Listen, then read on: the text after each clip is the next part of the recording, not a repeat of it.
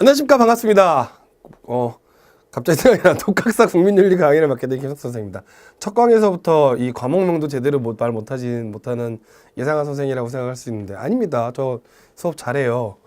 수업 잘합니다. 저는 강의에서 항상 재밌는 거 여러분들이 이게 뭐라 그럴까요?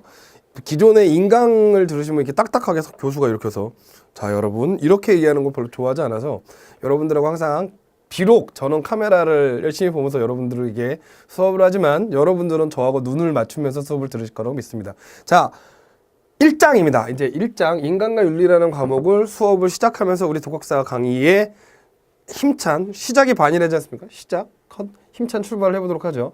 첫 번째 장입니다. 1장 1절 인간과 인간의 삶과 윤리라는 부분인데 책에 보면 이제 이렇게 보시면 되겠습니다. 자, PPT를 참고해 주세요. 일단 기본적으로 이 첫 번째는 기본적으로 인간의 본성에 대한 견해 이렇게 나왔습니다만 기본적으로 인간하고 동물을 구분하는 겁니다. 인간하고 동물을 구분하는 거예요. 그러니까 기본적으로 인간하고 동물을 비교해 봤을 때 공통점은 뭐예요? 인간도 동물도 식욕이나 성욕이나 수면욕이나 기타 여러 가지 생물학적인 욕구들을 인간과 동물은 공통적으로 가지고 있죠. 근데 차이점은 뭐냐면 기본적으로 인간은 동물은 본능만 있는 존재입니다. 그러니까 그래서 동물은 아주 간단한 프로세스, 간단한 과정으로 구성이 됐어. 예를 들면 수많은 철학자들은 예를 들면 뭐 나중에 나오는 르네 데카르트 이런 사람들은 오죽하면 이런 얘기도 했습니다. 동물 기계론이라 해서 동물은 단순한 기계와 같다 이런 얘기를 한 적도 있습니다. 그래서 동물은 본능만 갖고 있는 존재고 그러니까 동물은 예를 들면 이런 거죠. 사자 그거 아십니까? 사자도 배가 부르면 얼룩말이 옆으로 지나가든지 말든지 신경 안 씁니다. 아시겠나요? 그런 겁니다. 그래서 하지만 인간은 뭐가 다르냐면 인간은 당연히 본능을 갖고 있습니다. 당연히 배고프면 먹고 싶고 졸리면 자고 싶은 거죠. 하지만 인간은 뭐가 있다? 인간은 이성이 있는 존재입니다. 이 인간의 이성이 인간과 동물을 구분해주는 가장 중요한 포인트죠. 그래서 인간은 이성이 있기 때문에 단순한 욕망이 아니라 문화적인 욕망이 존재하는 거죠. 그리고 당연히 이 인간은 이성이 있기 때문에 행동을 계획합니다. 그리고 결과를 예측하죠. 제가 여러분하고 지금 강의를 찍을 때 아까 오리엔테이션에서 잠깐 말씀을 드렸는데 대략 몇 강 정도 예상하고 찍습니다. 계획하고 결과를 예측하고 있죠. 그죠? 그리고 복잡한 사회생활이 가능합니다. 예를 들면은 아침에 차를 몰거나 혹은 지하철을 타고 이렇게 출근 시간에 한번 가보세요. 정말 사람들 많죠? 그죠? 인간은 그런 복잡함은 아닌데 그런 복잡한 사회생활이 가능합니다. 그리고 그래서 아리스토텔레스는 인간을 이성적인 동물이다 이렇게 칭했습니다. 이 기본적으로 동물은 본능만 가지고 있다. 인간은 본능과 이성을 둘 다 가지고 있다는 나중에 우리 국민윤리라는 책 전체에서 가장 중요하게 다뤄지는 테마 중에 하나이기 때문에 이런 사실 정도는 기억해 주셨으면 좋겠습니다. 다음 페이지로 넘어가죠. 자, 그러면 두 번째로 인간의 존엄성 얘기가 나왔네요. 자, 잠깐 봅시다. 인간의 존엄성 중요도는 좀 중짜리 정도 되고 인간은 존엄하다. 존엄이 뭘까요? 인간은 존엄하다. 뭐 이를테면 아주 쉽게 아주 쉬운 개념으로 생각을 해보면 인간은 소중하죠. 뭐 이유는 굉장히 여러 가지가 있습니다. 그 이유는 아마 수십, 수백, 수만 가지가 나올 거예요. 뭐 예를 들면 종교적인 이유도 있는 것이고 이성을 갖고 있는 철학적인 이유도 있는 것이고 엄청나게 많은 인간이 존엄하다라는 근거들은 엄청나게 많이 있습니다. 그거를 간단하게 정리해 본 겁니다. 인간은 기본적으로 뭘 갖고 있다? 이성을 갖고 있는 존재라서 자율적 도덕 행위의 주체다. 자, 이제 여러분들이 용어들을 좀 헷갈릴 수 있는데요. 도덕 행위라는 건 이렇게 생각하시면 됩니다. 가장 간단하게 설명을 드리면 이렇게 설명을 드릴 수 있겠네요. 도덕행위라는 건 뭐와 뭐를 판단해서 선과 악을 판단하는 행동을 도덕행동이라고 합니다. 도덕행위. 그러니까 예를 들면 할까 말까? 아니면 이걸 해야 될까 말아야 될까? 이런 거를 판단하는 걸 도덕행위라고 합니다. 예를 들면 뭐가 있을까요?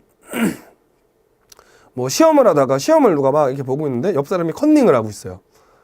이렇게 막 보고 있어요. 그러면 그 사람 그거를 컨닝을 하지 말라고 얘기를 해야 될까? 아니면 그냥 내가 그냥 몰라 내 것도 아닌데 이러고 넘어가야 될까?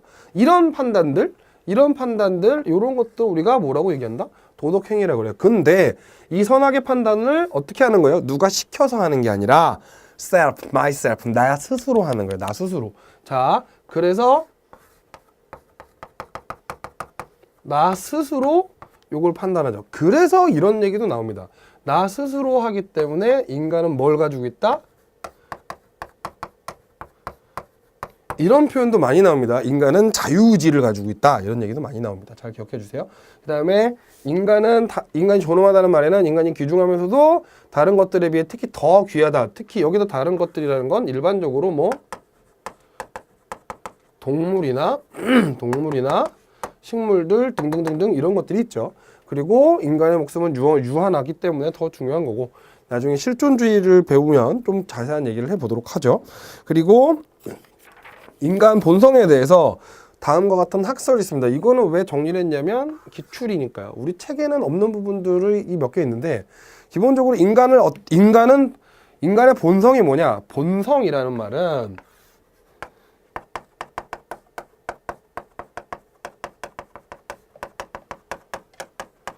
인간이 태어날 때부터 가지는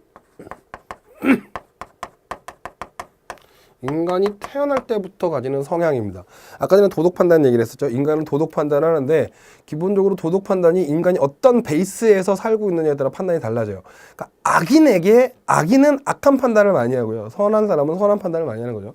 그래서 인간은 태어날 때부터 선하다. 이게 성선설입니다. 당연히 오래 기출이에요. 오래 기출. 중요하다는 얘기죠. 인간은 선한 사람이다. 맹자가 이렇게 얘기를 했고 나중에 맹자는 여기 나오는 사람들은 다 디테일하게 한 번씩 정리를 할 겁니다. 그리고 서양 사상, 제가 이렇게 정리를 해서 요 앞에는 동양 사상가들이고 요 뒤는 서양 사상가들인데 서양 근대 사상가들인데 성선설을 주장한 건 가장 대표적인 사람이 맹자. 그 다음에 서양 사상으로는 사회계약서를 얘기한 참고로 루소, 홉스, 로코 요 세 사람은 다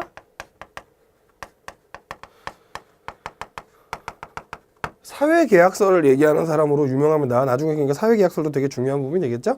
자, 맹자가 성선설, 루소도 성선설입니다. 성악설은 인간은 태어날 때부터 악하다요. 악하다. 그러니까 예를 들면 순자 같은 경우에는 어떤 부분을 가지고 인간이 태어날 때부터 악하다라고 얘기했냐면 애기들을 봐라. 응? 태어나면서 뭔가를 엄마 손을 딱 주면 엄마 손을 딱 쥐고 안 놓지 않냐. 아이들을 봐라. 아이들은 얼마나 이기적으로 움직이냐. 자기 먹을 거 있으면 자기 입에 들어가지 엄마 바로 주지 않는다. 뭐 이런 것들, 요런 얘기들을 하면서 하죠. 심지어 홉스 같은 경우에는 인간의 삶은 만인에 대한 만인의 투쟁 상태로 막 이렇게 얘기합니다. 그러니까 거의 웰컴 투 더 정글 뭐 이렇게 얘기하고 있는 거죠. 자, 그리고 성무성악설은 뭐냐면 우리가 보통 성무성악설이라고 하기도 하고 인간 본성은 백지와 같다. 그래서 백지설 이렇게 얘기합니다. 백지설이라는 건 뭐냐면 인간의 본성이라는 건 도화지 같아서 하얀 도화지 같아서 까맣게 칠하면 까만색이 되는 거고 그냥 냅두면 하얀색이 되는 거고 빨갛게 칠하면 빨갛게 된다 이거죠. 인간의 본성은 하얀 스케치북 같아서 선한 거를 칠하면 선한 본성이 드러날 것이고 악한 걸 칠하면 악한 본성이 드러날 거다 이런 입장이 기본적으로 백지설, 성무성악설 되겠습니다. 자, 넘어가죠. 다음으로 가서 인간의 본질과 특성 요거는 한번 간단하게 볼까요? 인간은 기본적으로 뭘 만들어 쓸 수 있는 존재다? 도구. 도구를 만들어 쓸 수 있는 존재고 인간은 유희적 존재. 그러니까 그거 아십니까? 모든 동물의 행동은요 다 이유가 있어요. 특히 그 본능이라는 것에 따르는 이유가 있어요. 사자가 왜 사냥을 해요? 왜 쉬어요? 왜 짝짓기를 할까요? 왜 잠을 잘까요? 다 그 본능에서 시키는 대로 가는데 인간은 본능적인 행동마저도 놀이의 대상으로 삼을 수 있는 유일한 동물입니다. 그러니까 예를 들면요. 인간이 사냥을 하는 건 모이기도 하지만 예를 들면은 뭐 고대 부족들 이런 거 보면 살라고 사냥하는 걸 수도 있지만 예를 들면 레저 스포츠로 사냥이라는 걸 하기도 합니다. 그거 아시나요? 뭐 클레이 사격이라고 하죠. 이렇게 접시 같은 거 날라오면 총 들고 있다가 빵 이렇게 쏘는 이런 사격 있잖아요. 그게 원래 그 새가 날아가는 거를 개들이 막 뛰어다니면서 새를 막 으앙 짖으면 새가 날아가는 거를 보고서 그걸 잡으려고 시작했던 거에서 기원하는 거 아시죠? 이렇게 재미를 추구하는 존재예요. 인간은 뭘 만든다? 상징 체계를 바탕으로 문화를 계승합니다. 상징 체계라는 건 이런 겁니다. 말이나 글이나 몸짓 이런 거를 우리가 상징 체계 그럽니다. 그러니까 말이나 글이 다른 걸 상징하죠. 예를 들면 십자가 같은 거는 기독교를 상징하고 뭐 예를 들면 만자 같은 거는 불교를 상징하고 이런 거예요. 이런 걸 통해서 문화를 개성하고 인간은 사회화를 통해서 사회에 적응하는 존재. 여러분 혹시 독학사 사회학 여러분 배우시죠? 사회화라는 게 배우실 겁니다. 인간이 보통 사회에 적응하는 과정을 사회화라고 하죠. 인간은 이성적인 존재다. 아까 얘기했죠? 그 다음에 인간은 정치적인 존재고 종교적인 존재. 인간이 왜 종교적일 수밖에 없냐? 기본적으로 인간의 생명은 유한하니까요. 인간의 생명은 유한한데 죽음 이후에 인간은 너무 똑똑해. 이성이 똑똑해서 죽음 이후는 어떤 세계가 없을까? 이런 고민을 합니다. 그래서 죽음 이후의 세계를 두려워하는 거죠. 인간의 본성 중에 하나입니다. 자, 넘어갈게요. 자, 인간 행위에 대한 다양한 윤리적인 해석이 존재합니다. 뭐 여러 가지가 있습니다만 종교적으로 보면 여러분들 제가 책에 보시면은 뭐라고 써 있냐면 불교는 위로는 깨달음을 구하고 아래로는 중생을 구제하는 것을 중시한다. 이거를 네 글자로 정리하면 요렇게 됩니다. 상구, 보리, 하구, 중생. 자, 상구 보리에서 이 보리는 위로 구한다예요. 위로는 구한다. 보리를 구해. 보리는 부처님 석가모니가 깨달음을 얻은 나무가 보리수나무죠. 그래서 일반적으로 불교에서의 보리는 깨달음을 상징합니다. 여러분이 이거를 문장으로 다 외우시면 너무 힘들잖아요. 그죠? 문장으로 위로는 깨달음, 아래로는 뭐 중생 이게 아니라 상구 보리, 하구 중생. 자, 그 다음에 하구 아래로는 구한다. 뭐를? 중생을 계도하고. 왜 중생을 계도하는 것을 윤리적인 삶이라고 생각을 하느냐. 여기서 여러분들이 아셔야 될 것 첫 번째, 미안한데 하나 얘기를 안 했네요. 여기 윤리라는 단어를 조금 고민해 봅시다. 뭘까요? 윤리라는 단어는 이렇게 생각을 하면 돼요.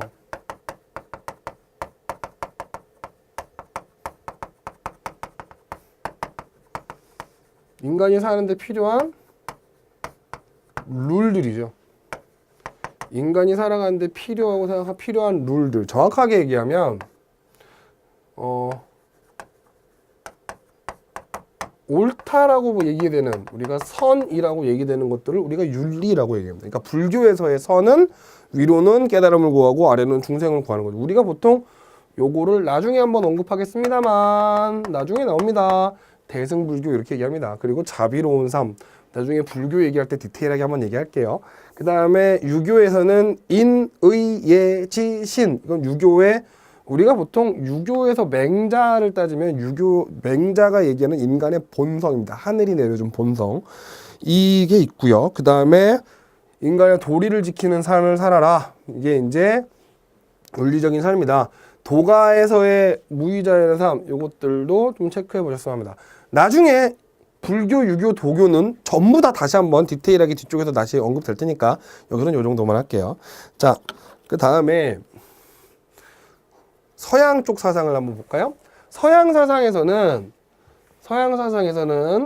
기본적으로 서양의 사상은요 항상 이렇게 생각을 하셔야 돼요. 서양의 사상은 크게 두 가지로 갈립니다. 그러니까 서양 사람들의 멘탈리티의 가장 기본 기저에 깔려 있는 건 뭐냐면 하나는 우리가 보통 헬레니즘 사상이라고 부르는 사상이 그리스 로마 사상이 이 서양 사상 사람들의 가장 베이스에 밑바닥이 깔려 있어요. 그리고 또 하나는 그리스 로마 말고 또 하나는 뭐냐면 바로 헤브라이즘, 바로 기원 후 AD 4세기 이후서부터 로마의 국교가 되면서 기독교 사상 얘가 이 서양 사람들의 생각의 가장 기본 베이스가 되는 거거든요. 그러니까 여기서는 소크라테스, 플라톤, 아리스토텔레스는 이 그리스 사상의 3대장이죠. 예, 핵심을 얘기하는 사람들이고, 예, 그리고 그리스도교에서는 조건 없는 사랑을 실현한다. 여기 정신의 덕을 갖춰라. 이런 얘기는 이제 주로 아리스토텔레스가 이런 얘기를 하는데, 영혼의 덕을 갖춰라. 이거 아리스토텔레스가 얘기하는데, 플라톤은 소크라테스 제자고요. 아리스토텔레스는 플라톤 제자입니다.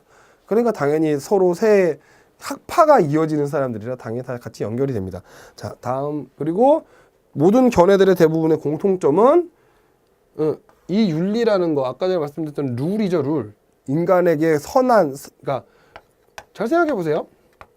규칙, 룰이라는 건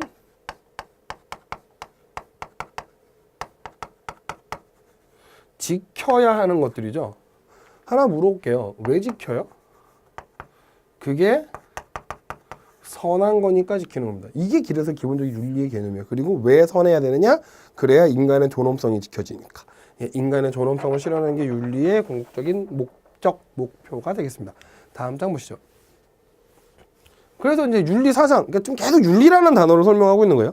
윤리 사상이란 아까 전에 말씀드렸지만 인간의 행위 구범이고 행동의 룰이고 그 다음에 체계적인 생각이라 그랬죠. 그러니까 윤리에 대한 체계적인 생각이고요. 그냥 기본적인 요거에서는 윤리 사상에서는 이 니은의 별표를 좀 하셔야 돼요. 그러니까 윤리 사상이라는 건 기본적으로 좋음과 나쁨, 옳고 그름, 덕과 악덕, 의무, 행복 등에 대한 생각들, 사유는 생각입니다. 생각을 체계적으로 정리한 것이 바로 윤리사상이다. 이렇게 나옵니다. 우린 뒤에서 이거는 시험에 안 나올 거예요. 아마 가장 되게 윤리사상이라는 것 자체 기본적인 내용들을 많이 배울 테니까요. 보시면 되겠습니다. 왜 시험이 안 나오면 이거 말고 나올 게 너무 많아요. 자, 윤리사상이 왜 필요할까요? 윤리사상이 왜 필요할까요? 이거는 몇 가지 중요한 것만 동그라미만 치고 갈까요? 자, 일단 왜 인간에게 다시 한번 얘기하지만 윤리사상이라는 건 그냥 제일 쉽게 얘기하면 규칙이라고 그랬죠. 룰. 이게 왜 필요하냐? 네.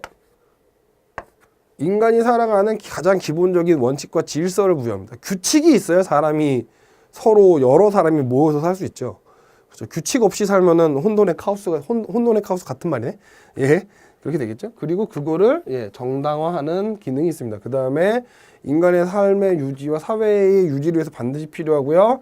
그 다음에 개인의 자아행복과 자아실현과 행복을 위해서 필요하고 나머지들은 한번 읽어보셨으면 좋겠습니다. 좀 중요한 얘기들 위주로 가야 되기 때문에 아직 뒤에 할 게 되게 많아요. 넘어갑시다.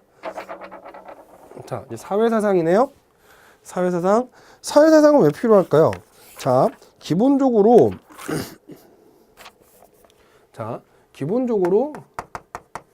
윤리라는 건 개인적인 선과 악에 대한 구분입니다. 개인이 선과 악을 구분하고 그걸 뭘로 만드는 거냐면 거기에 대한 개인적인 규칙, 룰이죠. 그런데요, 이게 개인적으로 제가 길을 가다가 쓰레기를 버리면 안 돼라고 생각하는 건 당연히 제 개인적인 룰인 거죠. 그러니까 저는 길 가다가 물론 아닐 때도 있는데 길 가다가 쓰레기가 보이면 막 줍습니다. 아니면은 뭐 예를 들면은 길 가다 문이 열려 있으면 문을 닫고 간다든가 아니면은 뭐 에어컨이 쓸데없이 켜져 있으면 에어컨을 끈다든가 이런 게 제 습관이에요. 이게 뭐예요? 저의 개인적인 선악 판단이죠. 사회사상은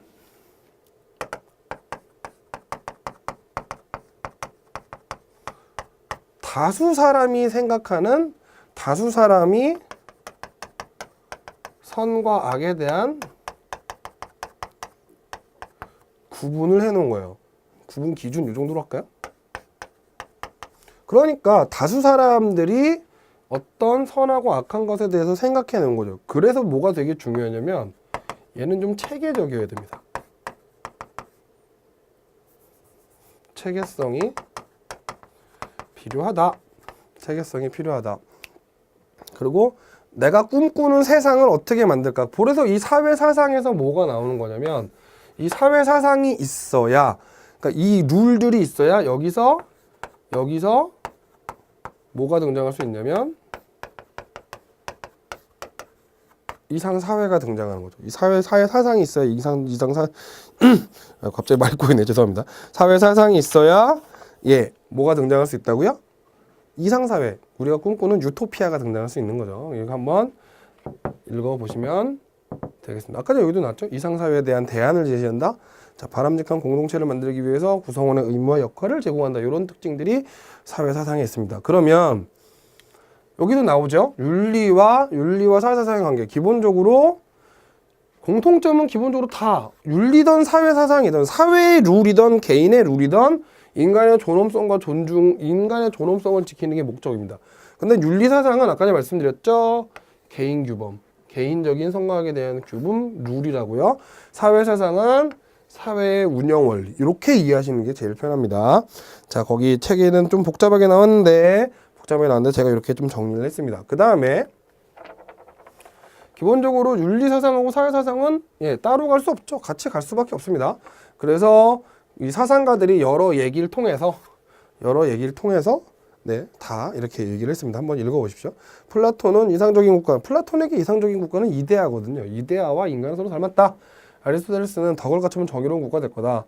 그 다음에 공자와 맹자는 덕치 국가를 만들어야 된다. 조선 성리학자는 그렇죠. 인격의 완성과 이상적 국가는 같이 간다. 이렇게 얘기하는 걸로 봐서도 윤리와 사회사상은 굉장히 상호 우존적인 관계를 갖고 있다는 것을 쉽게 알 수 있습니다. 자, 그럼 이상사회 얘기를 해볼까요? 되게 중요하죠. 딱 보자마자 중요도 상! 오! 재작년에도 나왔고, 작년에도 나왔고, 올해도 나왔습니다. 아니지? 최근 기출이죠. 최근 기출. 작년 올해가 아니라 가장 최근 기출들이죠. 나온다는 얘기입니다. 되게 중요해요. 자, 기본적으로 대동사회, 공자의 대동사회라는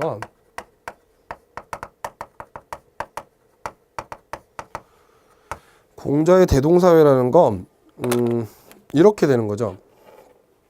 거기 책에 보면은 평등사회, 정의사회, 신뢰사회, 정과 예의가 넘치는 사회, 복지사회, 도덕사회 이렇게 나왔는데 조금 너무 복잡하게 얘기하지 말고 공자의 대동사회는 이런 겁니다. 일단 공자가 얘기하는 대동사회는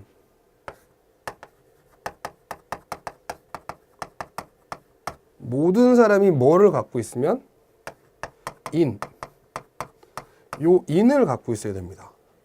참고로 인이라면 나중에 공자 얘기할 때 또 다 디테일하게 할 텐데 인이라고 얘기하고 사랑이라고 씁니다. 사랑이라고 이해하시면 딱 좋겠어요. 어질인인데 모든 사람은 인을 갖고 사랑하는 마음을 갖고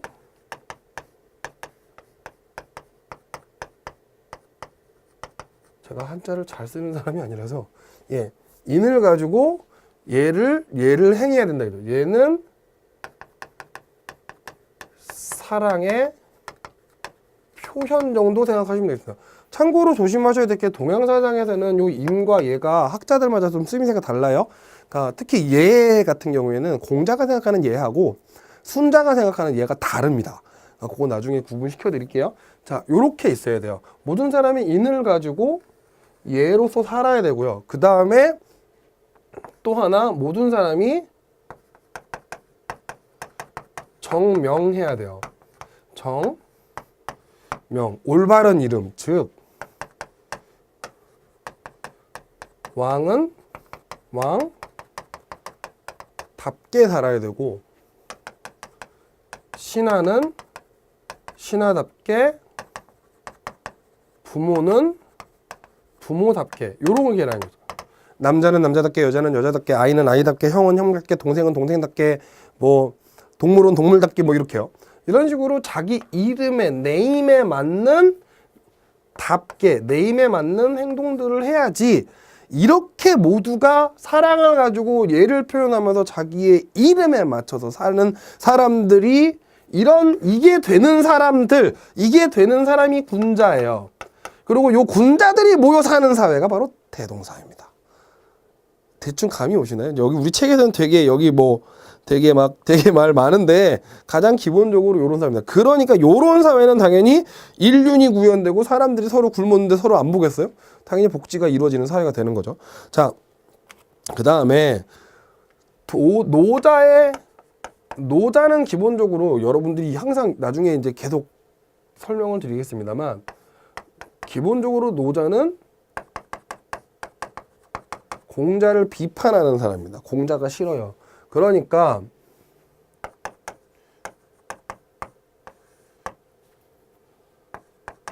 공자가 얘기하는 인이나 예는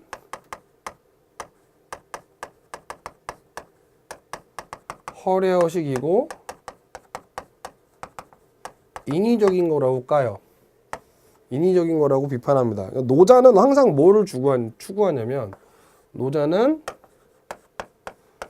인간이 자연을 건들지 말고 원래 자연 그대로 내비둬야 된다고 주장을 하거든요. 그러니까 자연 그대로 내비두는데 사람의 본성은 기본적으로 모이는 게 인간의 본성이다 보니까 마을이 만들어진단 말이죠. 그럼 그 마을이 뭐가 되는데? 국가가 되는데, 국가의 조건, 노자가 얘기하는 제대로 된 국가의 조건은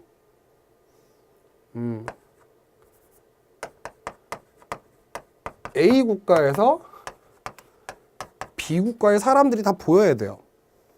그만큼 가까워져요. 조그만 마을 정도, 그러니까 조그만 마을 정도라고 생각하시면 돼요. 그리고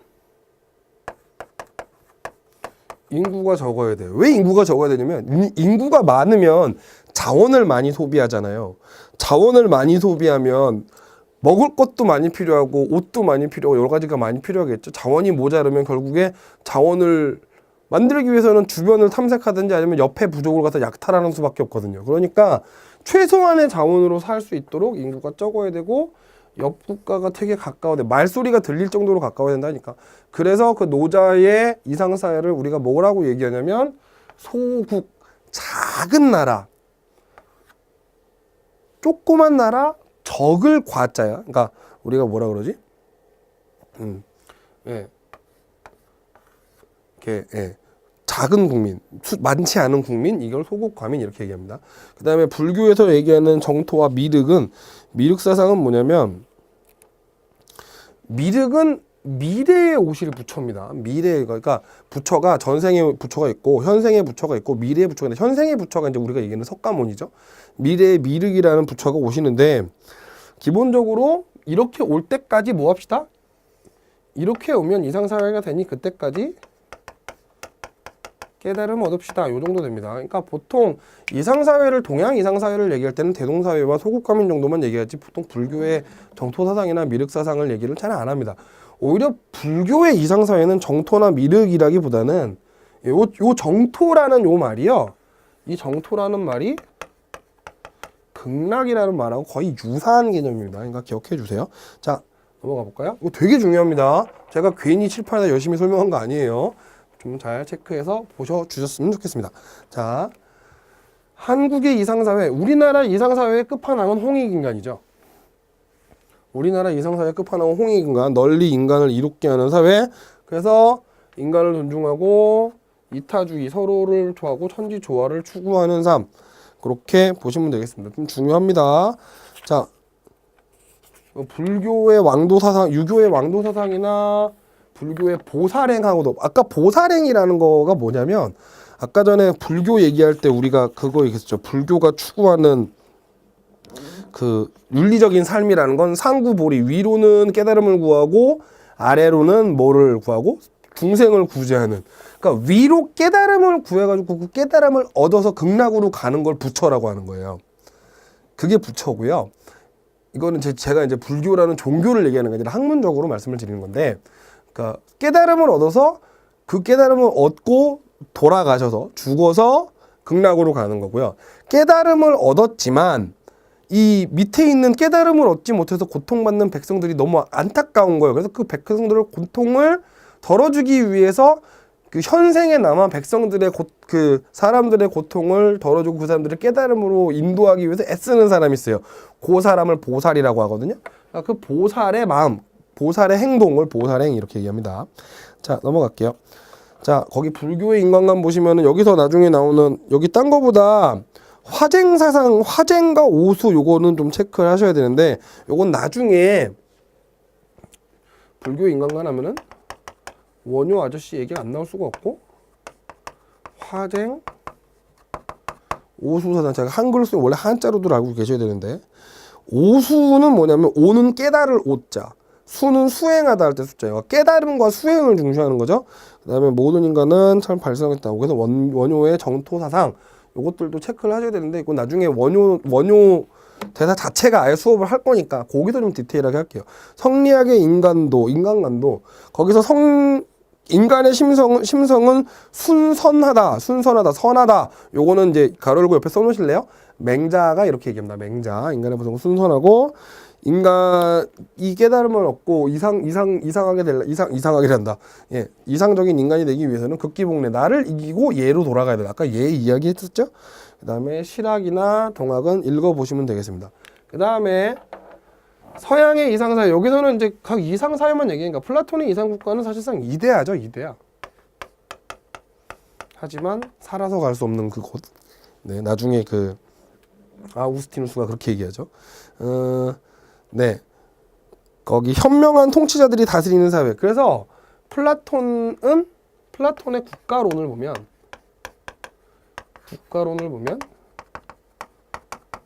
철인왕 혹은 철인정치 이렇게 얘기합니다. 요것도 나중에 얘기할 거예요. 플라톤의 이상주의. 철인정치, 철학자가 다스리는, 여기서 철학자가 왕이 된다 이런 의미는 아닙니다. 나중에 한번 얘기해 드리죠. 그 다음에 기독교의 천국, 그리스도교의 천국. 그 다음에 요 유토피아는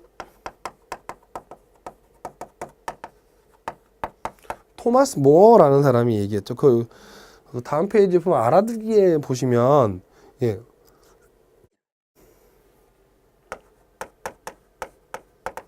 유토피아죠. 유토피아. 이 피아라는 말이 그 뭐라 그래야 되지?